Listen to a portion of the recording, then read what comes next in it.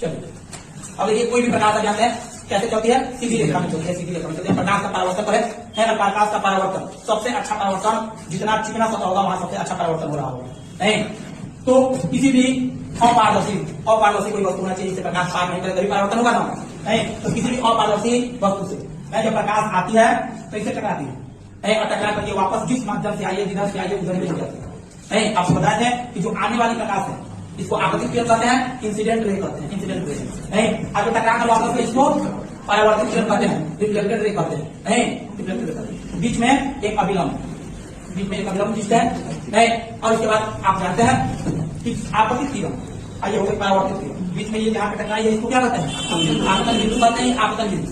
आपतित किरण और अभिलंब के बीच ये जो एंगल बना हुआ है, ये जो कोण बनता है इसको आपतन कोण कहते हैं, और परावर्तित किरण और अभिलंब के बीच में जो बनता है इसको परावर्तन कोण कहते हैं।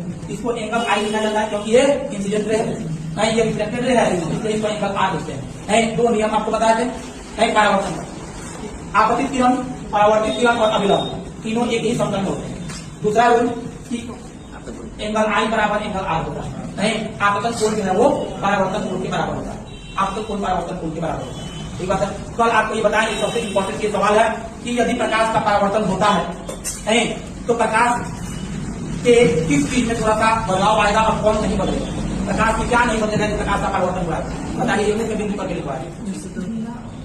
प्रकाश में प्रकाश के किस चीज पर असर होगा, किससे नहीं होगा यदि परावर्तन हुआ तो प्रकाश की आवृत्ति और तरंगदैर्घ्य, नहीं और कोई अंतर नहीं पड़ेगा, और अंतर किसपे पड़ेगा, तीव्रता और आयाम, नहीं प्रकाश की तीव्रता और आयाम कम हो जाएगी और तरंगदैर्घ्य और आवृत्ति वैसे ही है। ठीक बात है, जब प्रकाश का परावर्तन होगा तो, ठीक है ये प्रकाश का परावर्तन होगा। इसके बाद आप जाने कि यदि किसी वस्तु की पूरी प्रतिबिंब यदि देखना है समतल दर्पण में, नहीं पूरा प्रतिबिंब देखना चाहते हैं तो दर्पण की जो ऊंचाई है वो वस्तु से कितना आधी, कम से कम आधी होनी चाहिए, उससे अधिक होनी चाहिए, उससे अधिक होनी चाहिए। ठीक है जी।